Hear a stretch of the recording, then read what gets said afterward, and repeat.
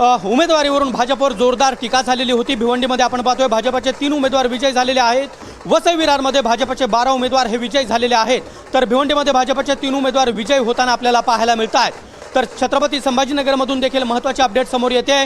दोन्ही शिवसेनेपाठोपाठ MIMनं या ठिकाणी जोरदार मुसंडी मारलेली आपल्याला पाहायला मिळते आहे। भिवंडीमध्ये भाजपचे 3 उमेदवार हे विजयी झालेले आहेत।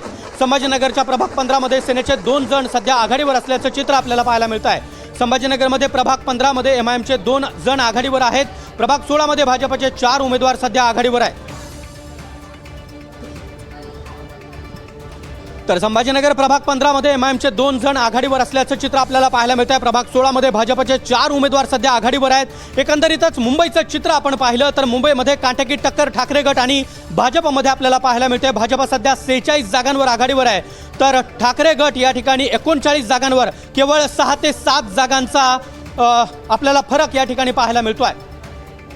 तर महत्त्वाचे अपडेट नाशिकमध्ये आपण पाहतोय। नाशिकमध्ये भाजपचे शाहू खैरे 77 मतांनी सध्या आघाडीवर आहेत। नाशिकमध्ये मनसेच्या मयुरी पवार 1000 मतांनी आघाडीवर असल्याचं चित्र आपल्याला पाहायला मिळतं। नाशिकमधून महत्त्वाचे अपडेट, शाहू खैरे भाजपचे उमेदवार 77 मतांनी आघाडीवर आहेत। तर मुंबईचं चित्र आपण पाहतोय 61 जागांवर महायुती, तर महाआघाडी सध्या 42 जागांवर आघाडीवर आहे।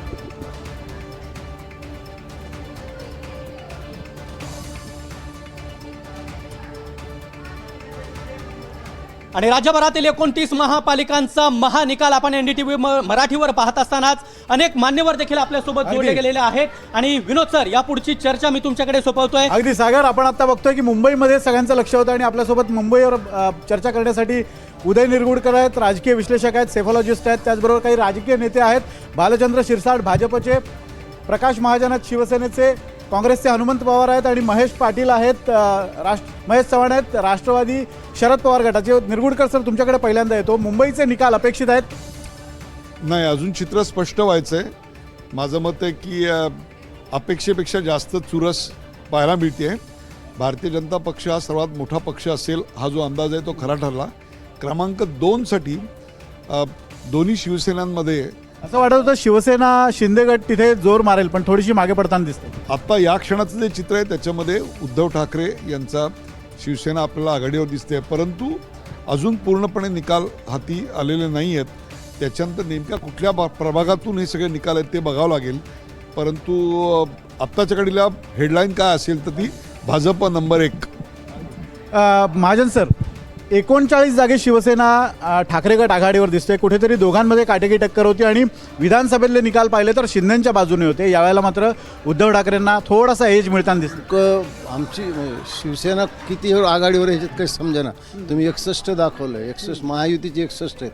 तुम्हाला मी शिवसेनेचं दाखवतो। हां, शिवसेनेचं आता येईल इथे। शिवसेना शिंदे गट इथे 15 जागांवर आघाडीवर आणि 39 जागांवर उद्धव ठाकरे गट आघाडीवर। अजून बऱ्याच जागेचे निकाल यायचेत ना, पाहू काय होतं।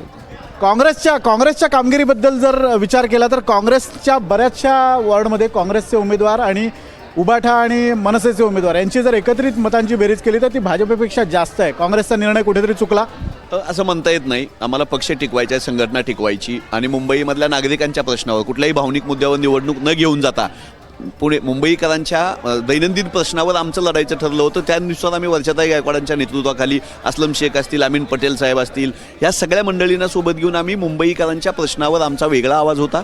मुंबई महानगरपालिकेशी संबंधित प्रश्नावर निवडणूक झाली पाहिजे, कुठल्याही भावनिक जातीय धार्मिक मुद्द्यावर नाही झाली पाहिजे, यावर आम्ही ठाम होतो, लढलोय आम्ही। भालचंद्र शिरसाटांकडे जाणार आहोत, पण त्याआधी एक मोठी बातमी आपण बघतोय।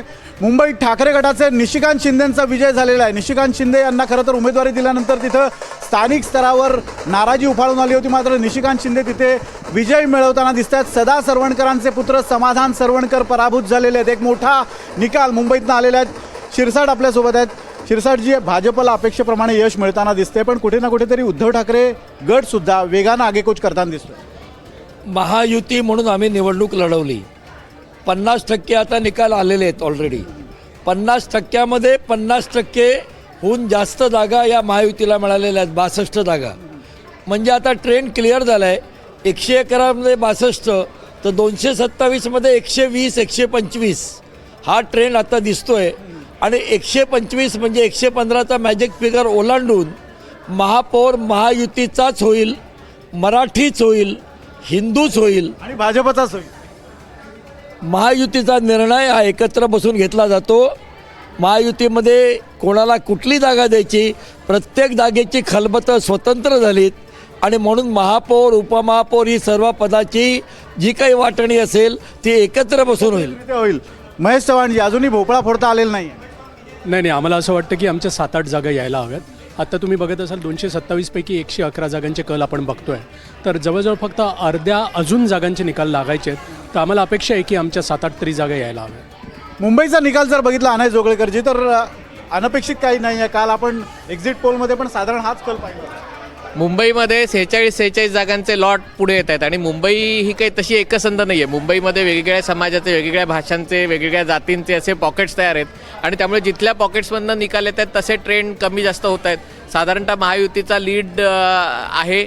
आता जेव्हा उपनगरात काउंटिंग अधिक मोठ्या प्रमाणावर सुरू होईल तेव्हा कदाचित त्याच्यात थोडासा बदल होईल, पण कालच्या एक्झिट पोलनुसार सगळ्या थोडासा न्यूजरूममध्ये जातो. न्यूजरूममध्ये काय एकदा अंदाज घेऊया. मुंबईमध्ये काय नेमका कल दिसतो? आपण आतापर्यंत पाहतोय जो मुंबईचा निकाल आहे तो खरंच आश्चर्यकारक आहे. आतापर्यंत जे एक्झिट पोल आहे त्याच्या बरोबर विपरीत ठरताना दिसतोय. आतापर्यंत जे निकाल आलेले आहेत, एक्झॅक्ट निकाल आले कालांमध्ये, तर अर्थात 70 जागांवरती BJP आघाडी असताना 55 ते 60 जागांवरती उभाट आघाड्यावर दिसते. आणि असं म्हटलं होतं की शिवसेना जी आहे ती मनसेची किंवा इथल्या उभाटाची जागा घेईल, मात्र तसं होताना दिसत नाहीये.